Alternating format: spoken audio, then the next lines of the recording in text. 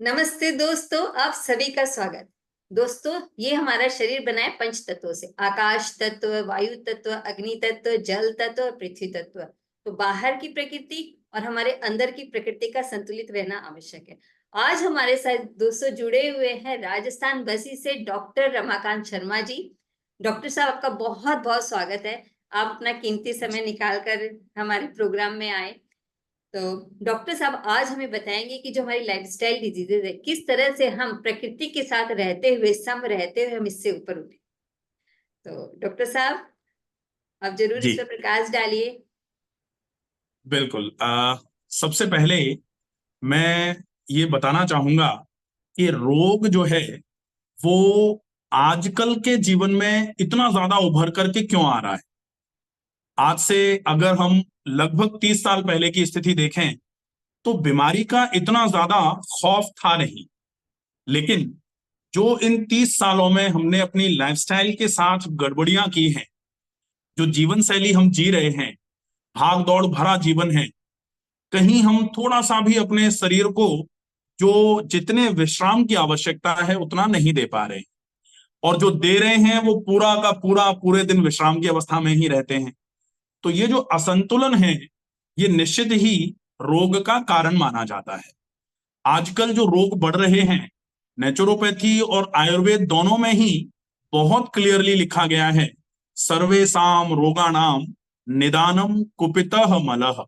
अगर शरीर में रोग होगा तो उसका मूल कारण होगा जो शरीर में मल है वो कुपित होकर के शरीर में जब रुकना चालू होता है तो शरीर में रोग होना चालू हो जाते हैं।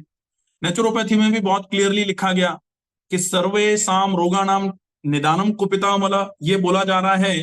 तो डेफिनेटली रोग तब आएगा में जब शरीर में कहीं ना कहीं मल इकट्ठा होना चालू होगा। अगर हमको रोग से मुक्त होना है तो निश्चित ही वो इकट्ठा होता हुआ जो भी कुछ स्टूल एक्सक्रीटा मल जिसको बोला जाता है वो जब तक हम निकालेंगे नहीं तब तक शरीर रोग मुक्त हो नहीं पाएगा। उसको निकालने का एक बहुत अच्छा सुलभ साधन होता है जिसको शुद्धि बोला जाता है। शुद्धि के लिए आयुर्वेद में बहुत पुराने समय में एक कहावत लिखी गई थी, शुद्धो देहा मनश्यश सह जीवती वर्ष शतम। अगर मनुष्य सिर्फ अपने देह की शुद्धि कर ले तो मनुष्य 100 वर्ष तक स्वस्थ जीवित रह सकता है। अब आजकल एक तो स्वस्थ और दूसरा 100 वर्ष तक जीवित रहना दो पार्ट हो गए। कि 100 वर्ष तक जीवित रहने का पहले तो लोग आशीर्वाद में ही कहते थे शतायु होवे, आजकल लोग कहना चालू कर दें कि 50 या 55 की उम्र में तो लोगों को बहुत बुरी स्थितियां हो जाती हैं। अब ये जो लाइफस्टाइल है ये रोग किस प्रकार के दे रही है। लाइफस्टाइल में रोग आ रहे हैं जैसे मोटापा, या जोड़ों में दर्द की स्थिति इतनी ज्यादा खराब है कि गर्दन से लेकर के एड़ी तक के सभी जोड़ धीरे धीरे करके दर्द की स्थिति में आना चालू हो गए हैं। शुगर हो जा रही है, बीपी बढ़ जा रहा है, किसी का कोलेस्ट्रॉल बढ़ जा रहा है, किसी को फैटी लिवर हो जा रहा है, अमीबोसिस हो जा रही है, एसिड पेप्टिक डिसऑर्डर्स हो जा रहे हैं। ये सारे जो रोग हैं, इन रोगों को यदि हम सिम्टोमेटिकली ट्रीट करते रहेंगे, लक्षणों के हिसाब से इनका इलाज करते रहेंगे, तो इनसे परमानेंट निजात हम कभी नहीं पा पाएंगे। इनके लिए आवश्यकता है कि हम अपनी जीवन शैली में छोटे परिवर्तन करना शुरू कर दें। और जैसे जैसे हम वो छोटे छोटे परिवर्तन अपनी जीवन शैली में शुरू करेंगे, निश्चित ही शरीर की अपनी क्षमताएं डेवलप होना चालू हो जाएंगी। क्योंकि ये कंफर्म माना जाता है कि जब तक शरीर कमजोर नहीं होता ना तब तक शरीर में, जैसे आपने कभी देखा भी होगा, हम सब देखते हैं कि चींटियां किसी बड़े मकोड़े को लेके जा रही हैं, लेकिन कब ले जा पाती हैं, जब वो बड़ा मकोड़ा शिथिल हो। जैसे कभी छिपकली के साथ ऐसा हो जाता है कि छिपकली बिल्कुल चल नहीं पा रही है, बिल्कुल निढाल हो गई है, तो चींटियां छिपकली को लेके जा रही है। जीवित छिपकली को चींटी जाके टच भी तो करके देखे, नहीं कर पाएगी। तो ऐसे ही रोग जो हैं, रोग रूपी चींटियां जो हैं, हमारे शरीर पर तब हावी हो पाती हैं जब हमारा शरीर कमजोर पड़ता है। और हमारे शरीर के कमजोर होने का सिर्फ एक कारण है, और वो कारण होता है हमारी अनियमित दिनचर्या, हमारा असंतुलित भोजन, और निश्चित ही व्यायाम नहीं करने की हमारी प्रवृत्ति। चूंकि आप योग का स्टूडियो चलाते हैं, योग का चैनल है आपका, योग मतलब व्यायाम ही है। निश्चित ही जो भगवान श्री कृष्ण ने अर्जुन को जो उपदेश दे रहे थे उस समय, जो गीता बोली, उसमें एक बहुत अच्छा श्लोक बोला, युक्ताहार विहारस्य युक्त चेष्टस्य कर्मसु युक्त स्वप्नावबोधस्य योगो भवति दुःखः। ऐसा योग है जो दुखों को हर लेता है। उसमें सबसे पहले क्या करना होता है, युक्त आहार और युक्त विहार। आहार की बात आती है कि आप अच्छा खाएं, बढ़िया तरीके से खाएं, सही समय पर भी खाएं। क्योंकि हम सब कहते हैं हम तो बहुत अच्छा खा रहे हैं, हम तो ताजा खा रहे हैं, लेकिन खाने का समय जब तक ठीक नहीं होगा, जैसे दोपहर का खाना हम 12 साढ़े 12 बजे की बजाय 2:30 बजे खा रहे हैं, सायकालीन आहार जिसको बोला जाता था उस आहार को हमने मध्य रात्रिकालीन आहार कर दिया है, 10 बजे खा रहे हैं, 11 बजे खा रहे हैं। तो ये जो चेंजेस जब तक हम नहीं करेंगे तब तक शरीर में रोग उपजते ही रहेंगे। इन चेंजेस की अति आवश्यकता है। इसके बाद में फिर बारी आती है कि आप व्यायाम भी जरूर करें। आपने आहार की सारी चीजें मेंटेन कर ली, सब ठीक कर लिया, और अगर हम व्यायाम नहीं कर रहे हैं, अब व्यायाम में हम चाहे टहलना कर लें, व्यायाम में चाहे हम आसन कर लें, व्यायाम में चाहे हम प्राणायाम कर लें, जो योग का रूप माने जाते हैं आसन और प्राणायाम, इनको सर्वोत्तम व्यायाम की श्रेणी में रखा जा सकता है। ये आप बहुत अच्छे तरीके से जानते हैं कि व्यायाम और योग में अगर अंतर खोजा जाए तो कई अंतर बताए जा सकते हैं।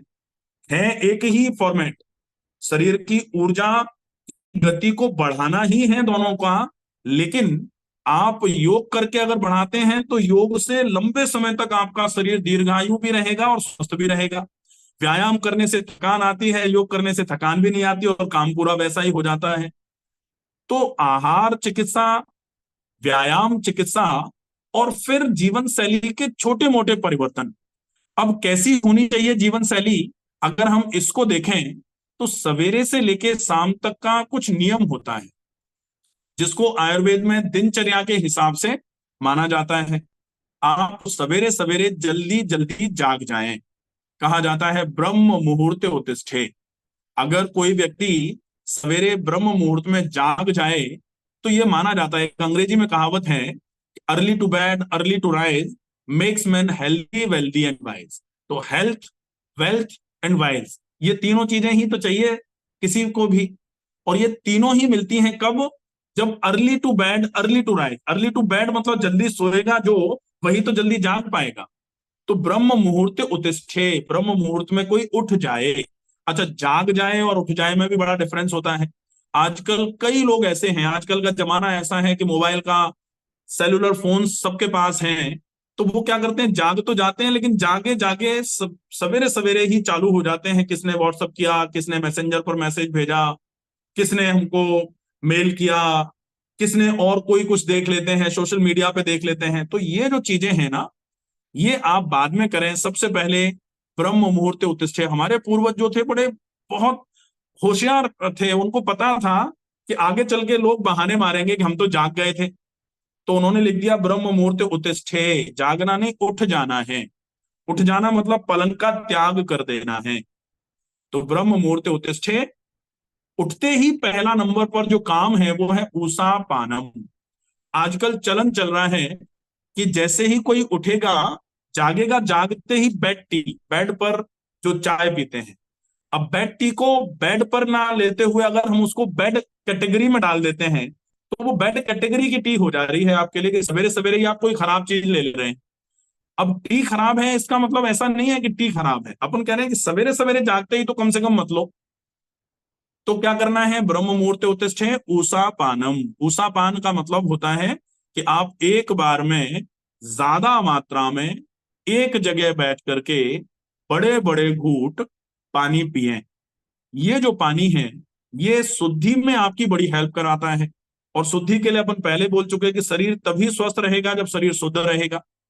तो शुद्ध करने के लिए ये ऊषा पान जो है ना, ये बड़ा इफेक्टिव है। और ऊषा पान में आपको सिर्फ पानी पीना है, उसमें आपको नींबू मिलाना या दही मिलाना या छाछ मिलाना कुछ नहीं करना। क्लियर वाटर अगर आप ये ले लेते हैं तो ये दूसरी चीज हो जा रही है कि सर आप बड़ी जागे, घूंट क्या जागते ही होता आपने है? पानी पी ली। सर बड़े घूंट क्या होता है? बड़े बड़े बड़े घूंट का मतलब, हाँ, बड़े बड़े घूंट का मतलब होता है जैसे पानी पीने के लिए हम ही बोलते हैं कि खाने को पिएं और पानी को खाएं। पानी को खाएं मतलब पानी को बिल्कुल छोटे छोटे घूंट चाय की तरह सिप कर करके पिया जाना चाहिए। लेकिन ये पानी कौन सा है? ये पूरे दिन का पानी है। जब आप दिन भर में पानी पिएंगे तो आप बड़े थोड़ा थोड़ा करके सिप कर करके पानी पिएंगे। लेकिन ऊषा पान का मतलब है आप बड़े बड़े घूंट, ज्यादा पानी मुंह में भर के जल्दी जल्दी निकलना, ज्यादा पानी भरना, जल्दी निकलना। ये क्यों करना है? ये इसलिए करना है क्योंकि यदि आप पानी को छोटे छोटे घूंट धीरे धीरे बैठ करके पीते रहेंगे तो उस पानी का उद्देश्य जो है सवेरे जल्दी पानी पी के आंतों को साफ कराने का, आंतें साफ नहीं करा पाएगा। जैसे नाली अगर किसी की चौक हो जाए और वो एक एक ग्लास भर के पानी सवेरे से लेकर शाम तक नाली में डालता रहे तो नाली साफ नहीं होती ना। नाली कब साफ होती है कि बड़ी बाल्टी ली, उसको पूरा भरा और ऐसे करके एकदम से पानी नाली में डाल दिया तो नाली का जो भी चौकेज है वो पूरा क्लियर हो जाता है। तो आपको बड़े बड़े घूंट ज्यादा मात्रा में पानी पीना है। कई लोग हमारे पास, हजारों लोग आते हैं, वो ये कहते हैं हम पानी तो पीते हैं लेकिन पानी हम एक गिलास पीते हैं, तो एक गिलास पानी पीने का तो महत्व ही नहीं रह गया। फिर कुछ लोग कहते हैं कि हम एक गिलास पीते हैं, 15 मिनट बाद दूसरा गिलास पी लेते हैं, वो भी कोई मतलब नहीं है। इसलिए क्लियरली बोला गया कि एक बार में ज्यादा मात्रा में एक जगह बैठ करके, ऐसा नहीं कि आपने एक गिलास यहां पी लिया 2 मिनट बाद एक गिलास वहां पी लिया, नहीं, एक जगह बैठ करके बड़े बड़े घूंट जल्दी जल्दी पानी पीना है। ये ऊषा पानी कहलाएगा। अगर हमने ये दो चीजें भी करना चालू कर दी तो पेट से संबंधित कई समस्याओं का इलाज तो केवल इनसे हो जाता है। अब जैसे इसको पानी पीने के बाद हम थोड़ी देर रुक जाएं, पानी पीने के बाद 2 मिनट 3 मिनट रुक जाएं। ये रुकना क्यों आवश्यक होता है? क्योंकि जैसे हमने पानी पी करके आमाशय में भरा है, अब पानी आमाशय में ही है और हम मोशन चले गए तो वो आमाशय का पानी आंत की धुलाई करते हुए डिस्टल कोलोन तक प्रेशर नहीं लगा पाएगा, जिसकी वजह से पानी पीने का उद्देश्य पूरा नहीं हो पाएगा। तो जरूरी होता है कि कैसे भी करके, अगर आप जैसे ज्यादा देर नहीं कोई रुक पा रहा है तो वो 30 सेकंड से शुरू कर दे। एक बहुत पुरानी कहावत अपने यहाँ कही गई है कि करत करत अभ्यास के जड़मति होती सुजान। हमारे पास चूंकि पेशेंट बहुत सारे आते हैं, जैसे साल भर में हमारे पास लगभग लगभग 20,000 के आसपास पेशेंट होते हैं। अब उसमें कई लोग बहुत सारी चीजें बोलते हैं, जैसे अब बोला जाता है कि पानी पी लो, तो पानी पीने के लिए लोग बोलते ही हैं हम तो पीते हैं, लेकिन वो क्वांटिटी कितनी है, पानी कैसे पीना है, वो सारा करेक्ट होना चाहिए प्रोसेस। अगर प्रोसेस करेक्ट होगा तो डेफिनेटली उसका बहुत अच्छा लाभ मिलेगा। पानी पीने के बाद अगर आप ज्यादा नहीं रुक पा रहे हैं और मान लेते हैं आप एक बार में ज्यादा पानी नहीं पी पा रहे हैं, तो फिर क्या कर सकते हैं? हम कोशिश ये करेंगे कि पहले एक गिलास पिया, दूसरे दिन सवा गिलास कर दिया, तीसरे दिन 1.5 गिलास कर दिया, फिर ऐसे धीरे धीरे बढ़ा करके हम वो टारगेट हमारा जो 3 से 4 गिलास है उसको ऑप्ट कर लिया, उसको हमने अचीव कर लिया। उसको अचीव करने के बाद पहले हम 10 सेकेंड रुक जाए पहले दिन, दूसरे दिन 15 सेकेंड रुक जाए, फिर 30 सेकेंड रुक जाए, फिर 45 सेकेंड रुक जाए। ऐसे करके लगभग 5 मिनट रुकने का फॉर्मेट जैसे ही हमारा आ जाएगा तो पानी पी के 5 मिनट रुक के जब हम मोशन जाएंगे तो आंतों की अच्छे तरीके से धुलाई हो जाएगी। आप आपके लिए, जैसे आप चूंकि योग का काम कर रहे हैं, बहुत बेहतरीन, बहुत ही बढ़िया इफेक्टिव प्रोसेस है योगा। योगा के पहले अगर जैसे हम योगा किसी को करा रहे हैं, आसन किसी को करा रहे हैं और इवैक्यूएशन प्रॉपर नहीं हुआ है, आंतों में एक्सक्रीटा भरा हुआ है, तो योग के इफेक्ट तो फिर गड़बड़ हो जाते हैं। योग तो हमेशा कहता है, योग के प्रिपरेशन में आता है कि आपके शरीर की शुद्धि बड़ी आवश्यक है। और योग अगर शुद्धि के बिना किया जा रहा है तो फिर जैसे हम प्राणायाम करें और नाक बंद हो, फिर तो कोई मतलब ही नहीं निकलता। तो बहुत आवश्यक होता है कि इन छोटी छोटी चीजों का बड़ा ध्यान रखा जाए। अगर हमने ये पानी पी करके फिर हमने थोड़ी देर रुक करके मोशन जाएंगे, मोशन क्लियर हो जाएगा। मोशन जब बिल्कुल क्लियर हो जाए उसके बाद फिर हम, आयुर्वेद में, नेचुरोपैथी में कहा गया है दंत धावनम। ये एक फिर से कॉन्ट्रडिक्टरी टॉपिक हो जाता है कि हम जाग करके पहले मंजन करें कि पहले पानी पिए।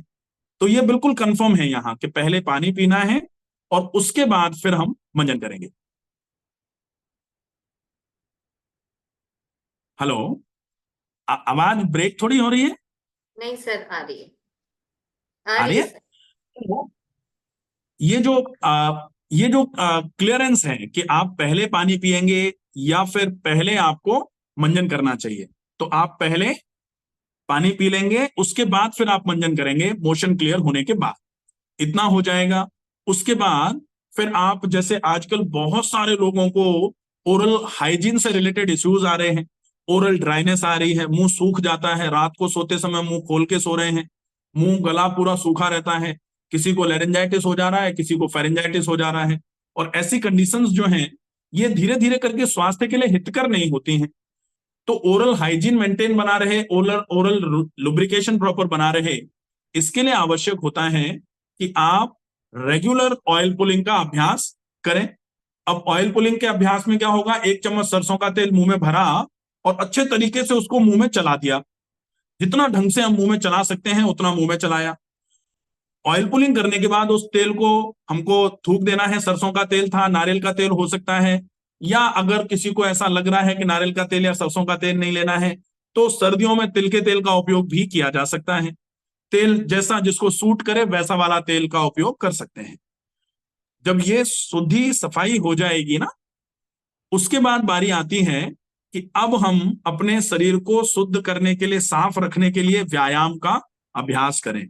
और सर वो ऑयल व्यायाम जो पुलिंग है, सर ऑयल पुलिंग रोज करनी है क्या? ऑयल पुलिंग डेफिनेटली रोज कर सकते हैं। जिनको गले से संबंधित समस्या रहती है या जिनको ओरल ड्राइनेस की प्रॉब्लम है वो ऑयल पुलिंग रोज कर सकते हैं। बल्कि हम तो ये भी बोलते हैं कि मसूड़े, दांत, जीवा, मुंह में छाले जिन लोगों को बार बार होते हैं वो ऑयल पुलिंग एक बार सवेरे भी कर लें और एक बार रात को सोने के पहले ऑयल पुलिंग करके सो जाएं, उनके जीवन में कभी छाले नहीं। होंठ फट जाते हैं लोगों के, मुंह सूखा रहता है, गला खराब रहता है लगातार, कभी नहीं होगा। अगर आप रेगुलर इसकी प्रैक्टिस 2-5 दिन भी कर लेते हैं तो 5 दिन के बाद आपको ऐसा महसूस होगा गला बिल्कुल बढ़िया है, ओरल हाइजीन प्रॉपर तरीके से मेंटेन है। तो ऑयल पुलिंग रेगुलर किया जा सकता है, कोई इशू नहीं। ठीक है, तो ये कुछ चीजें जो सवेरे सवेरे ही आप करके फिर व्यायाम के लिए तैयार हो जाएं। व्यायाम में आप उतना व्यायाम, जैसे जनरली आजकल व्यायाम कर रहे हैं लोग, लेकिन जैसे किसी को बुखार आए और उसको एंटीबायोटिक 500 मिलीग्राम डोज की जरूरत है और उसको 200 मिलीग्राम सफेक्सिम दे दिया जाए, काम नहीं करेगा। ठीक वैसे ही व्यायाम भी बिल्कुल कंफर्म होना चाहिए कि किसको किस श्रेणी का कितनी देर तक और किस फॉर्मेट में व्यायाम करना है। तो योग को बिल्कुल उसी हिसाब से फॉर्मेट में लेना है कि किसको कितना करना है। अब लोग योग तो कर रहे हैं, बोले हम तो 6 महीने हो गए योगा करते करते, शुगर तो कम नहीं हो रही। शुगर कम कैसे होगी, क्योंकि जितने देर करने की आवश्यकता है उतनी देर नहीं कर पा रहे। या जिस तरीके से करके आप अपने पैनक्रियाज को एक्टिवेट कर सकते हैं या बढ़े हुए कोलेस्ट्रॉल के लेवल को आप कम कर सकते हैं, उतनी देर आप कर ही नहीं पा रहे। या फिर जो आपके लिए आवश्यक है उसको छोड़ करके अपन कुछ भी करे जा रहे हैं। तो योग एक बहुत स्पेसिफिक विषय है जो थेरेप्यूटिकली डिजाइन किया जाना चाहिए। किसके लिए कितने डोज में, जैसे बिल्कुल वही वाला कंसेप्ट चलेगा, कितने डोज में कितनी बार। जैसे होता है ना कि एंटीबायोटिक आपको डोज तो प्रॉपर कर दिया लेकिन 2 बार की जगह 1 बार ही दे दी तो फिर वो काम नहीं करेगी। तो बिल्कुल ठीक वैसे ही योग का भी रहेगा कि योग आपके लिए स्पेसिफिक डेजिग्नेशन के साथ चलेगा कि कितना किसको कितनी बार करना है, क्या क्या करना है, स्पेसिफिक मॉड्यूल्स रहते हैं।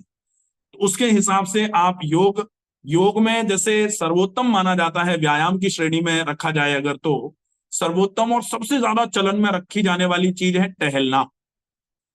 टहलने को लेकर के ज्योति जी, हमारा भी एक यूट्यूब चैनल चैनल हम भी चलाते हैं, डॉक्टर रमाकांत शर्मा मेरे नाम से ही है वो, तो उसमें हमने ये सारे टॉपिक्स जो है ना कि कैसे टहलना है, how to walk, correct way of walking, उसको, जैसे आजकल टहल रहे हैं लोग, ग्रुप में टहल रहे हैं, कोई फोन पे बात करते हुए टहल रहा है, कोई आपस में बात करते हुए टहल रहा है, कोई चप्पल पहन के ऐसे ही थोड़ा बहुत टहल रहा है, और लोग कह रहे हैं कि हम तो टहलते हैं और फायदा नहीं हो पा रहा।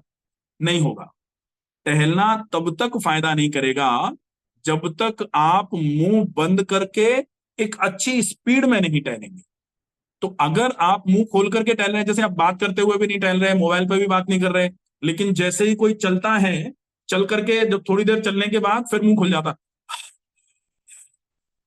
टहलना बेकार हो गया।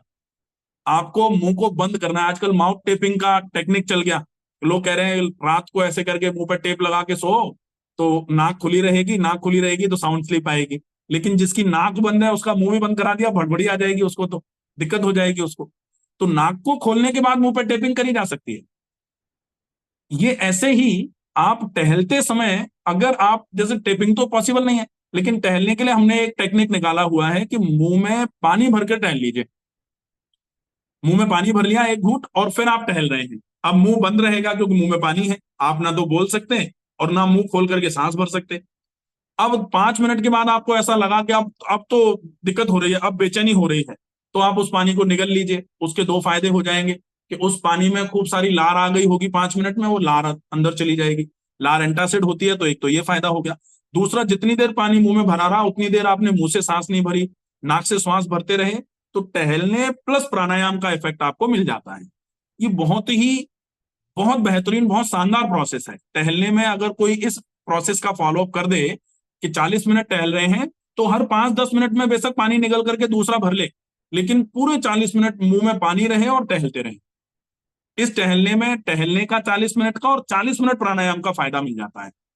तो अलग से बैठ करके जो प्राणायाम का समय नहीं निकाल पा रहे हैं और टहल करके जो अपने समय को लगभग बर्बाद कर रहे हैं, उनके लिए ये टेक्निक आ जाता है कि वो टहलते समय मुंह में पानी भर के टहलें। बहुत बेहतरीन उपयोग है इसका। फिर हम योगा में अगर जैसे टहलने के बाद थोड़ा समय निकाल सकते हैं, तो कुछ जोड़ों का व्यायाम कर लिया। जैसे आजकल घुटनों के दर्द की समस्या तीव्र गति से बढ़ती जा रही है। लगभग लगभग महिलाओं की कंडीशन अगर देखते हैं तो 40 साल के बाद कैल्शियम विटामिन डी की कमी, वैसे विटामिन डी तो सबके ही कम हो रहा है, लेकिन महिलाओं में थोड़ा प्रोन होती है महिलाएं कैल्शियम की कमी की वजह से। तो 40 साल के बाद प्रॉब्लम घुटनों की आ ही रही है। ऐसी कंडीशन में बहुत आवश्यक है कि टहलना थोड़ा कम रखा जाए, लेकिन व्यायाम थोड़ा ज्यादा रखा जाए, और वो भी वो व्यायाम जिसमें घुटने को मोड़ने का काम ज्यादा ना हो। तो उसके लिए सीधे लेट करके पैरों को उठाने वाली बहुत सारी एक्सरसाइजेस होती हैं, वो वाले एक्सरसाइजेस का फॉर्मेट रख सकते हैं। तो दर्द जैसे व्यायाम करके लोग, जैसे बहुत सारे लोगों को चाहिए कि व्यायाम करके पता लगा थोड़ा वजन कम हुआ 1 किलो, लेकिन दर्द जो 10% था वो 75% हो गया, तो वो वजन कम होना तो बेकार हो गया। इसलिए बहुत आवश्यक है कि जितना जरूरी है उतना आप स्पेसिफिक मॉड्यूल के साथ में, जैसे आपका योगा स्टूडियो है, आपको पता है कि किसको क्या कराना है, तो कोई आपसे सलाह लेकर के अगर करेगा तो डेफिनेटली नुकसान से बचेगा। और अगर कोई कुछ भी अपने हिसाब से कर लेगा तो डेफिनेटली उसको वो करने का नुकसान हो सकता है जो वो फायदा होगा ये सोच करके कर रहा था। डेफिनेटली इसका बहुत विशेष ध्यान रखा जाना चाहिए। लोग ये चीज थोड़ा अभी समझ नहीं पा रहे। लोगों को ये लग रहा है योगा ही तो है, कोई भी कर सकता है, योगा ही तो है, कोई भी करा भी सकता है। तो ऐसा नहीं करना। योग का एक सुपरविजन में कराया जाए अगर वो, तो वो जितना फायदा देगा आप ऐसे ही नहीं कर सकते उसको। तो इसका विशेष ध्यान रखा जाना चाहिए। इसके बाद बात आती है कि आप पूरे दिन में खाने पीने का रूटीन थोड़ा सा अपना अच्छा रख लें। वैसा खाना खाएं जो आपके शरीर का पोषण करे। तो पोषण की आवश्यकता है। जैसे बहुत सारे लोगों का वजन कम है और पोषण की कमी है, ऐसे लोगों को सुपाच्य और रस के फॉर्म में खाना दिया जाए, क्योंकि रस के फॉर्म में कैलोरी अच्छी हो जाती है, एनर्जी बहुत अच्छी हो जाती है। सुपाच्य जो जल्दी पच जाने वाला हो, तो रस पच जाने वाला होता है। और वहीं दूसरे लोग हैं जिनका वजन बहुत ज्यादा है और कमजोरी है, तो अगर हम उनको रस पिलाते रहेंगे तो उनका वजन बढ़ता जाएगा, कमजोरी तो दूर होगी लेकिन वजन बढ़ जाएगा। ऐसे लोगों के लिए क्या जरूरी है? बल्कि खाना जिसमें कैलोरी कम हो लेकिन एनर्जी हो। तो वो बॉइल्ड वेजिटेबल हो सकती है, बॉइल्ड सैलेड हो सकता है, बॉइल्ड स्प्राउट्स हो सकते हैं। वजन ज्यादा के साथ ये चले और वजन कम है और कमजोरी है, तो फिर वो फ्रूट्स का जूस ले सकते हैं, ज्यादा मात्रा में फ्रूट्स खा सकते हैं, उनका उपयोग वो आ जाए। खाने में एक बहुत अच्छा तरीका, correct way of eating food by doctor Ramakant Sharma, वैसे ये यूट्यूब पर एक पूरा वीडियो मिल जाएगा, लेकिन हम संक्षिप्त में बोले तो एक ग्रास को, जैसे मैंने अभी पहले बताया, खाने को पिए और पानी को खाएं। खाने को पिए मतलब इतना चबा दें दांतों से, क्योंकि दांत ईश्वर ने मुंह में लगाए हैं बड़ी ही व्यवस्था को सोच करके। अगर ईश्वर चाहते तो दांत मुंह की बजाय पेट में लगा देते, उनके लिए क्या बड़ी बात थी, वो तो लगा ही सकते थे, लेकिन नहीं लगाए, मुंह में लगाए। क्योंकि मुंह से होते हुए खाना पेट में जाए, आमाशय में जाएगा, और आमाशय का मतलब होता है आम का आशय। जैसे होता है ना कि आशय का मतलब रहने का स्थान, जैसे बोला जाता मलाशय, मल का आशय, मल का रहने का स्थान। ऐसे ही आम का रहने का स्थान जो है अमाशय है, पक्व का रहने का स्थान जो है वो पक्वाशय है। लेकिन अगर आपने खाने को प्रॉपर तरीके से चबा करके नहीं खाया तो वो आम जो है वो वो अमाशय में तो पहुंच जाएगा आम के रूप में, लेकिन आम के रूप में ही वो बिना पचे हुए अमाशय से पक्वाशय में पहुंचेगा, वो आपके पूरे के पूरे डाइजेस्टिव सिस्टम को ध्वस्त कर देगा, खराब कर देगा। अब लोग डाइजेस्टिव सिस्टम को सही करने के लिए दुनिया भर के डाइजेस्टिव सिरप्स ले रहे हैं, खाने के पहले पीपीआई ले रहे हैं या एंटासिड ले रहे हैं, बिल्कुल खाली पेट पीपीआई ली जा रही है, डोमपेरिडोम के कॉम्बिनेशन के साथ एसिडिटी, पेट फूल रहा है, दुनिया भर की समस्याएं हैं, पेट में गैस बन रही है। ऐसे कंडीशन में ये बहुत आवश्यक हो गया है कि आप इस चीज का विशेष ध्यान रखें कि खाने में क्या खाना है और उसको कैसे खाना है। अगर आप ये ध्यान में रखे हुए अपने आहार का क्रम रखेंगे तो डेफिनेटली आपको बहुत अच्छा आराम हो जाएगा।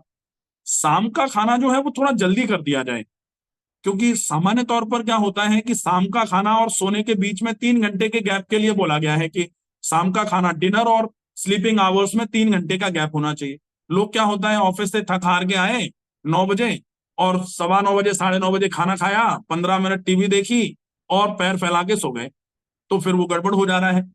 ऐसी स्थिति जो है वो आपको सवेरे सवेरे पेट साफ करने में मदद नहीं करेगी।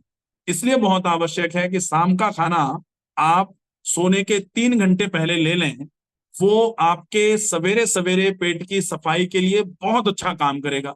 और सवेरे पेट साफ एक तो इससे हो जाएगा कि शाम का खाना जल्दी खा लिया, दूसरा सवेरे जगते ही हमने पानी भी पी लिया। तो जैसे जैसे पेट साफ रहेगा, सर्वे रोगा मलावसा, सारे के सारे रोग होते हैं क्योंकि शरीर में मल वास करना चालू कर देता है। और यहां हमने मल के निष्कासन का पूरा प्रावधान कर दिया। जैसे ही मल का निष्कासन होगा, शरीर पूरे तरीके से रोग मुक्त होना चालू हो जाएगा। कोई भी रोग शरीर में घुसने से पहले कई बार सोचेगा। तो ये कुछ विशेष चीजें हैं।